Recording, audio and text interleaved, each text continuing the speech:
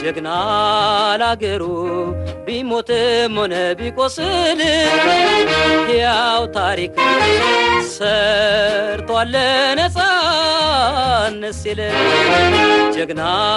ላገሩ ቢሞትም ሆነ ቢቆስል ያው ታሪክ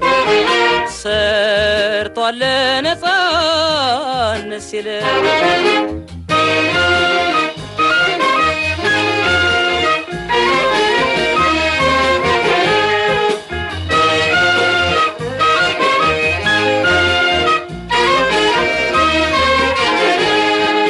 የጀግና